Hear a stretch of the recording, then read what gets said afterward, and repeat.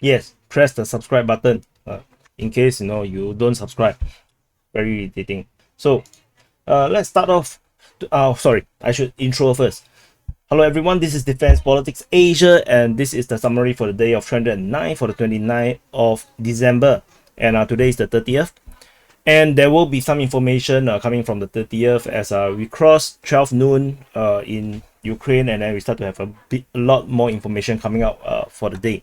So let's start off with the Ukrainian Air Force reported that there is a Russian Mi-8 getting shot down on the eastern part of Ukraine. So as a result, please press the subscribe button in case you haven't. And moving on to the southern front, there is a very interesting situation over at Odessa. So there is a missile landed in Odessa. In fact, this is a second missile that the Ukrainians discovered that there is no warhead. That means the missile actually just crashed into a building, the photo that I saw. And I cannot show you because if I show you, then YouTube can use it as an excuse to demonetize that video. But there's actually no explosive in that missile. And this is a KH-555, basically a KH-55 modernized version. It's a cruise missile air launch, and basically Ryba, the pro-Russian source, say that this could be an attempt by the Russian side to actually use missiles, cheaper version of missile because there's no warhead. So as a decoy, so that the Ukrainian air defense cannot really tell what kind of, whether it's a legit missile. They will actually launch, and then they will light up their radars to intercept the missile, and then they can be intercepted or counter surface to air missile and be destroyed. So this is something I thought is very interesting that the Russians are doing, because previously what we understood is that the Russians actually use old planes that they do not use, and then now we actually seeing that they actually use cruise missiles, but these cruise missiles are not armed. There is no warhead, which means that this is just flying, and then they get shot down. So something I thought is interesting. There is a Bayraktar TB2 shot down over Ochakiv. So this is actually the first Bayraktar TB2 shot down in months. I haven't really seen Bayraktar TB2 getting shot down for a very, very long time. And so that's something interesting. This is reported by the Russian Defense Ministry, by the way. According to SITREP maps, this island here of Potomkin has been captured by the Russian forces. So they, according to SITREP maps, they say that this island is actually captured without resistance. So previously we do have a image of Ukrainian forces landing here on the other island, and there is also rumors of fighting around this island. So the Russians apparently have went in and recaptured this island, and there is actually no defenders over there, and it's of no surprise, because this has no real strategic value.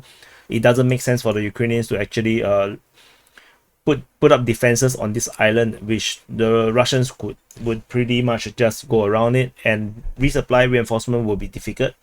So but this capture does seems a bit weird, because we are not expecting fighting around the southern front here. So to have a capture here does raise some alert or some flags that the Russians might be planning something. Not sure, because there is, like I said, for the Ukrainians there's no strategic value. So is it for the Russians, because there's also no strategic value for the Russians to actually capture this island. Moving on to the Zaporizhzhia line. At the Zaporizhzhia line, this is the line here. For those that are new, this Kayamsky, Orekiv, Hoyapole, and Velika Novosilka. This forms a defensive line that the Ukrainians must hold, because it needs to defend this major highway from Zaporizhzhia leading all the way to the eastern front. And there is a Russian attack at the west of Dorozyanka, and this is actually rare, because we have not really seen Russians doing offensive over at the Zaporizhzhia line for at least half a year already. Ever since they secured the line, they don't really do offensive around here. And this is the first time we actually see the assault detachment of the Russian armed forces actually breaking through the even the first line of defense of the Ukrainian west of Dorozhenka. And this is actually very surprising. And I think yesterday I mentioned at the very end of the video that we might be witnessing the Russians' winter offensive, and this report seems to somewhat corroborates this hypothesis that the Russian winter offensive has kind of begun. Because an offensive don't really begin in the bang. It's not like a game or a movie. Sometimes it builds up, you see. So and I kind of sense that build up, and this as a new offensive over at the Zaporizhzhia line, this is something to look out for. And the Ukrainians seems to notice this, and they have sent reinforcement over to the region, that especially the one at Zelishne. There's reinforcement reported here. The fighting is reported today. This is today's report. It's not happening yesterday, although this is the 29th SITREP, but as I mentioned, it's already past a day. We have to report the latest information. And there's reinforcement reported over at Vasinivka as well as at Orikhiv. So the Ukrainians have redeployed some forces away from the Zaporizhzhia line to the Bakhmut region to reinforce the area over there. But it seems like the Ukrainians might have seen something which caused them to actually reinforce the area around here. And it's definitely something that we need to watch. There's fighting reported at Levadne, which I reported yesterday.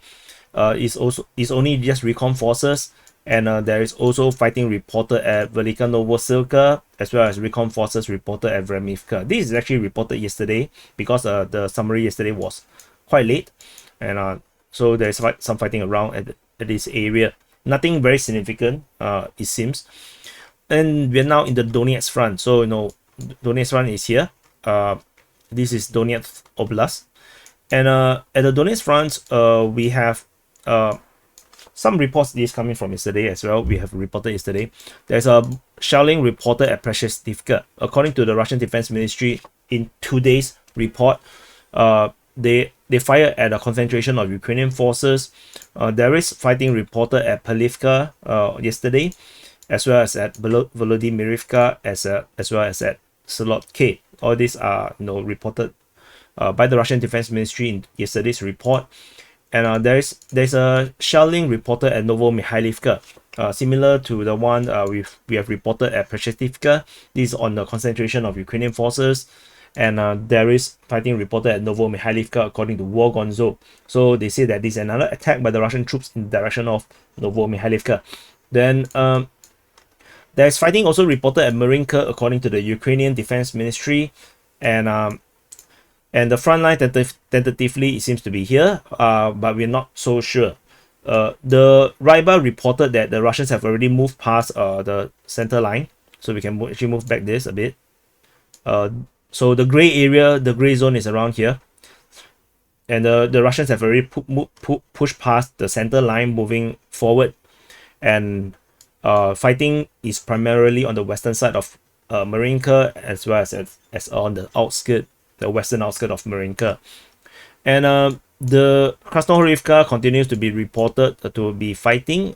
This is reported by both the Russian and the Ukrainian Defense Ministry. And over at the Pisky region, other than Vodian, which is reported by Ukrainian Defense Ministry that there is fighting around Vodian, the rest is from War Gonzo, where the War Gonzo continues to be reporting fighting at Nevelsky, Pervomaisky, as well as at Opine.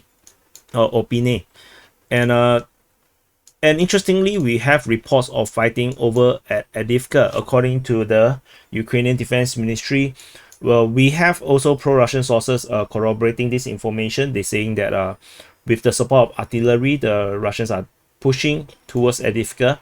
But it doesn't sound like a very big offensive. It might be some small movement to improve their tactical positions.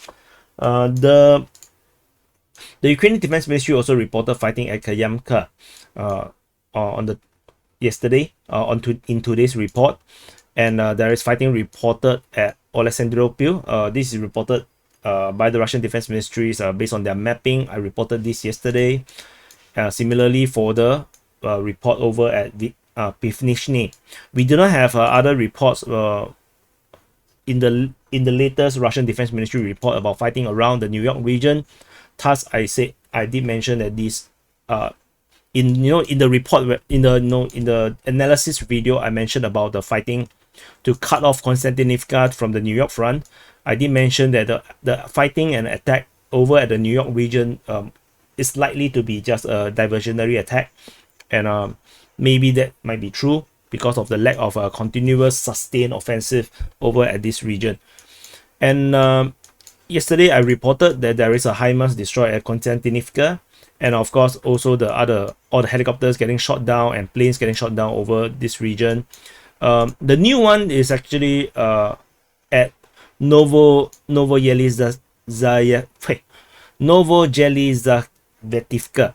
Sorry, a very long name. Novoyelizavetivka. There's a MiG-29 getting shot down by the Russian Air Force. They shot down a MiG-29 of the Ukrainian Air Force, and there is also so this one I reported yesterday, the Mi-8 over Suvorove, and this is the new one, the Mi-8 getting shot down over Yablunivka. So this is actually a lot of Mi-8s getting shot down, the transport helicopters, and I'm quite sure this is going to put a tremendous strain on the Ukrainian needs for heli operations, because it's very important for transportation of officers as well as evacuation of for medical needs. So not a good sign where you have so many transport helicopters getting shot down. There's another one, Mi-8 also getting shot down over Druzhkivka, which is actually just south of Kramatorsk. Yesterday we reported the Su-24 getting shot down over Kramatorsk as well. And we into the Bakhmut front. So Bakhmut front, major changes in the front line. So we start out with Kherson first. There is a counter-offensive reported at Kherson. However, it did not work out as the Russians continue to push. This is the same report. This is reported by Ryba on the western side of Kherson. So this is the push towards Dilievka and Bilohora. In Klishchievka, the Russians continue to be attacking Klishchievka on the 29th, and this is also reported today by the Russian Defense Ministry as they continue to report fighting at Klishchievka. Here we come to the southern part of Bakhmut city, where the major change in front line happened. Fighting continues to be reported at Opayne today, according to Ryba's 12 noon report. And according to Suryat maps, there is fighting reported in the forest region south of Bakhmut. So they mentioned that the Russian forces have captured most of the forested area, and they are now in the southern outskirts, southern part of Bakhmut already. And most interestingly, it's actually coming from the Ukrainian Defense Ministry itself, no less. The Ukrainians themselves reported that there is fighting in the area of Ivanovsky, which is actually Ivanivsky around here. So that means the Russians are now pushing into the rear of Bakhmut city, towards the direction of Ivanivsky. Of course, the fighting is definitely not at the town just yet, but I believe that they are already arrived around this forested area into the farmlands just off Ivanivsky, for the Ukrainians to even report in this way, because the Ukrainians have no reasons to report Russian success, and for them to actually report that there is Russian forces fighting in the area of Ivanivsky might suggest that the Russians are pushing way ahead than what the Russian or pro-Russian sources or neutral sources are reporting. We must remember as well that the pro-Russian sources have their own self-imposed obligation to maintain operational secrecy for the Russian side as well. So there is no reasons for the Russian or the pro-Russian side or the pro-Russian analysts or sources to reveal things that might compromise the Russian military operation. And so for the Ukrainians, the defense ministry no less, to say that there is fighting at Ivanivsky might suggest that the advance of the Russian side is actually way ahead of what the Russian sources are saying. So this is actually also corroborating my analysis that the Russians are going for a pincer movement around Bakhmut, and with the main aim of cutting the supply route at Ivanivsky and eventually going towards Kromove, and from north at Pirohodne and Krasnohora, cutting into Berkivka, and that would basically effectively encircle the entire of Bakhmut city. So this is actually happening. My projection of what is the Russians planning and thinking about, it seems to be more or less correct. So I will put the link at the end of this video. You can actually go and check it out. This analysis of what the Russians might be doing at Bakhmut. So over at Bakhmut itself, there is fighting reported on the eastern side of Bakhmut, according to Ryba. In today's report, they say that the Russians are now starting to advance from the Sinat plant around here. The Sinat plant, they are now moving out from here. The Surya maps also reported that there's fighting reported in the northeast of Bakhmut in the forested area, and the Russians are making advance or progress within the forest. They are capturing more of the forest now, and we shall see how this goes. Fighting continues to be reported at Pihorodne. Yesterday, the Ukrainians actually launched an attack at Pihorodne. However, in today's report, Ryba reported that the Russians have established control over 2 strongholds at Pihorodne. So, which means that the counter-offensive by the Ukrainians did not turn out very well. Fighting is reported at Krasnohora, according to the Russian Defense Ministry.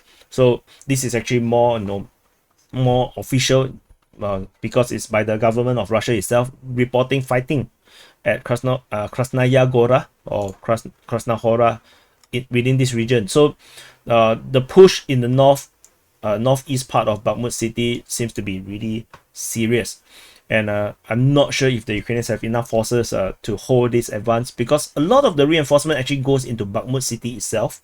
So if the Ukrainians over deploy into Bakhmut, then they might leave the other zones less than ideally meant. Fighting is reported at Bakhmutske with the Ukrainians launch and the counteroffensive. We do not hear of Bakhmutske today. We do hear of fighting at Soledar though by the Ukrainian Defense Ministry. In the eastern part of Soledar, the Ukrainian also launched the counteroffensive in this region towards Yakovlivka.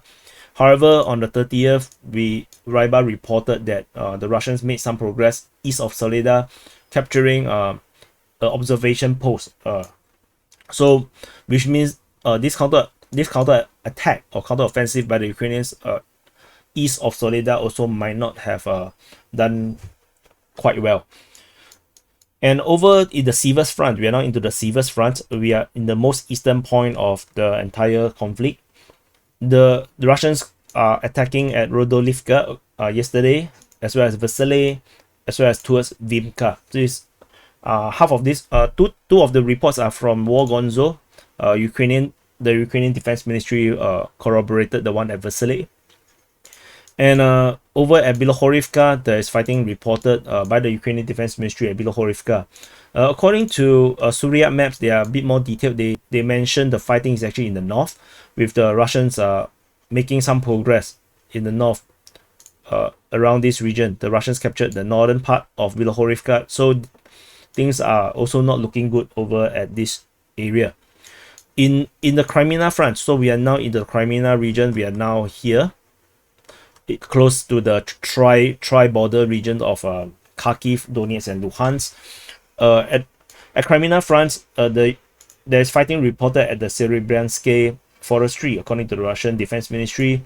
And today, we actually received information that the Ukrainians are launching raids through recon or sabotage groups towards Kreminna through the forest, as well as at Dibrova. But the fact that they know about this means that these Ukrainian forces are contacted by the Russian forces. So which means that's why I noted it as there is fighting. Yesterday I reported this, the Sukhoi 25 shot down over Liman, and there is a bombardment reported at Yampolivka. According to the Russian Defense Ministry, they're hitting accumulation of forces on the Ukrainian side. War Gonzo reported that there is a Russian advance at Krasnopopovka or Chevrnopopivka, as well as at Ploshchanka. So these two areas, the Russians seems to be still trying to push forward against the Ukrainians. And that's all from the Kreminna front. We are moving on to the Sviatove front. We have fighting continue to be at Stelmakivka, as well as fighting at Berestove today, according to the Ryba. There is shelling reported at Berestove yesterday, so which might actually kind of corroborate the reports by Ryba today, because you bombard first, after you bombard then you do the advance, but the advance is actually by recon forces. So however, they did report some partial or withdrawal by the Ukrainian forces in the position.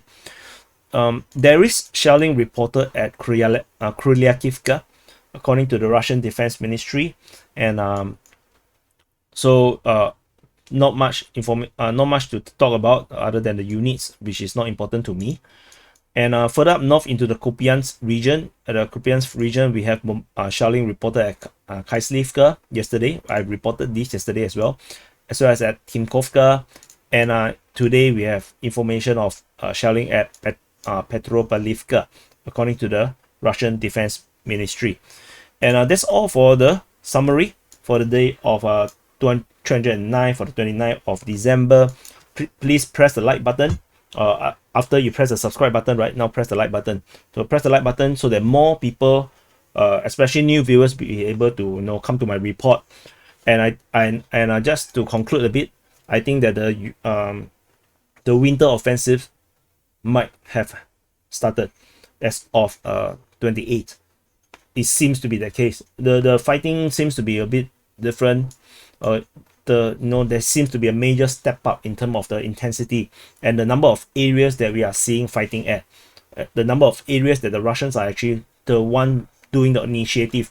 If you look at the entire front line, there's not even a single place that is actually a Ukrainian offensive.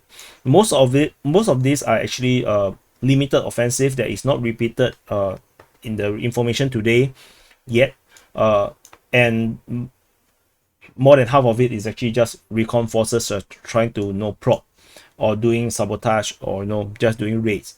And the number of aircraft getting shot down, aircraft and helicopters getting shot down over the past week is also very heavy, which means the Ukrainians are getting a bit desperate, and they are taking more risks in the use of their air force, resulting in more shoot downs, in my opinion. So the winter offensive might have begun. So anyway, thank you for watching, and I'll see you in the next update.